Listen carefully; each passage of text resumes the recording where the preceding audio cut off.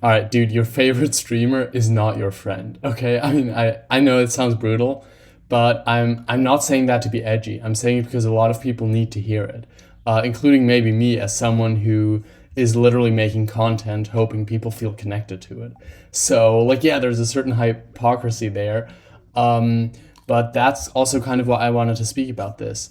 So, I mean, the internet has gotten so good at making lonely people feel entertained or or feel part of something, right? Like you come home, you open Twitch, YouTube, or TikTok or whatever, and I'll focus mainly on Twitch in this video because so many people spend so much time watching one specific live streamer that it becomes like a familiar face and it's the same voice, the same like chat, the same jokes, and it becomes kind of a like a different world you enter into, right? Like it feels almost like you're kind of sitting in a friend group and everyone's chatting and you're speaking to a close friend. And the danger here is that it almost feels like enough, right? Like it doesn't actually satisfy your need for social connection, but it does come close. And like that's where the problems start. Like honestly, it would be less harmful if streamers just didn't give you the feeling of being kind of close to someone, right? But it feels so close, and it's enough to like have you avoid making plans, and also not letting you notice how lonely you truly are.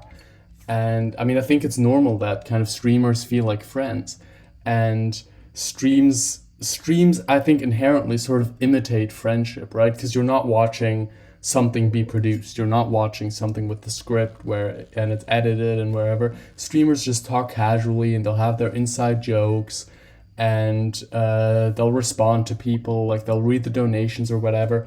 And if you're sitting at your desk or in your bed watching a stream constantly, it's almost like hanging out one afternoon with your friends, right? Like you'll be eating dinner with the stream on, and or you'll even fall asleep or something to it. And so many people I know do this, specifically with streams, right? Like YouTube and TikTok aren't that bad here because you're most likely watching like edited, finished content.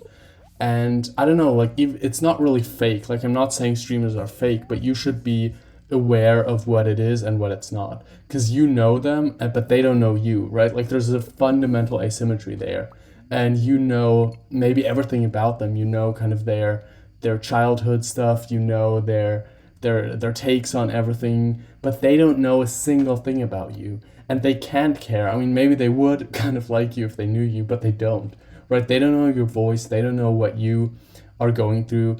And I mean, the comfort it gives you is real, but it is limited. And also, it shouldn't distract you from like real connections.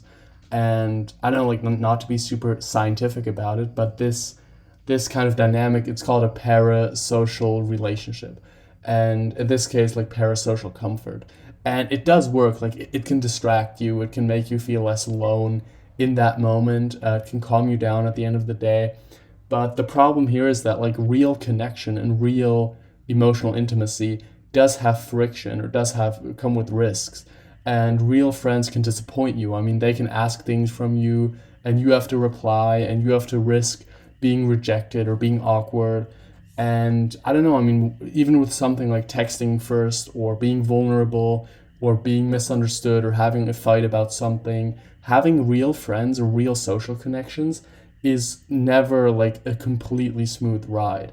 And the problem is these streams are. So even though it's not a real connection, you're getting basically what feels like an emotional connection without any of the risk. And I think long term, I mean, again, like so far, what I'm describing, it's like, yeah, okay, you might as well watch a stream every now and then. And good if it like comforts you or entertains you or whatever. But the scary part is that I think if you're lonely, watching so much content and kind of falling for this parasocial thing can make loneliness kind of less obvious to you or can cover it up just enough for you not to recognize that there's a problem. Um, because yeah, I mean, fundamentally, like at some point the stream will end, and then you'll be there and you'll be your real self. You'll be back in your life, and I don't know, like suddenly there's nothing there, right? So yeah, I mean, it's also the whole thing. Like it's not an accident, basically, that streamers sometimes feel like friends to people, right? Like they set up their thing in their living room, and they'll like have subscriptions and memberships, and it's like inside jokes, and there's like community language. Like they really try to kind of create the feeling that it's just one like friend group sitting around the fire. And I'm not saying it's malicious or something, but that does, I mean, creators do benefit from feeling close to you. And I guess like this is kind of sensitive, and I've thought about this a lot, because like me speaking to you right now, I'm a creator on YouTube, and I do make videos that I think do kind of try to emotionally connect with people. Like one of my goals here is to kind of be relatable, is to speak about things, is to get perspectives and share my own perspective. But like fundamentally, if you're watching this video, by the way, leave a comment. I'll 100% reply to your comment. But like fundamentally, we don't know each other in person. And I don't know who you are watching this video. And that doesn't mean I don't care about you or I wouldn't care about you. Like on the contrary, again, like comment, I'll reply to your comment. We can maybe exchange Discord or something. But again, like there is a certain hypocrisy here that I make videos too and I want people to watch. And it should feel personal because it is personal to me speaking about this. And I can't kind of like pretend I'm not recording a video right now. Like I can't pretend when you're watching this, I can't pretend I'm sitting in your room with you. So I don't know, I want to be kind of honest about that. But that's a bit of a side tangent. But look, I mean, again, like as I said, the problem with these streams is that it brings some, not all of the, God, that was a crazy voice crack. Some, not all of the benefits of like a friendship or real emotional connection with zero of the risk. And again, you can't be rejected. You can't have kind of awkward fights or awkward phases or not being sure where you stand with a person. And again, like if you do stick with this for too long, it can make you really passive and you become kind of, you're used to emotional intimacy, basically coming from a place where you just are a spectator. And again, like being actually connected to someone requires two people.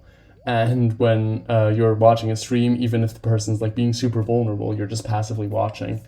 So look, I'm not saying, I don't know, I've spoken about like live streams before and how it can be like rage bait, but I'm not telling you to not watch live streams. I'm just saying like be aware that even if you really like and respect and enjoy watching your favorite live streamer, like that isn't a friend of yours. And that doesn't mean they're bad or that doesn't mean that they are fake, but it's just something I think you should be aware of. So yeah, again, like as I said before, leave a comment. I'd be super interested in whether you've experienced this or have friends that have. And I don't know, like I want to kind of break through the the parasocial part of you watching this. Like I'd love to speak to more with some of you guys. And yeah, anyway, that's it for today. I have a bunch more videos coming out soon, and goodbye.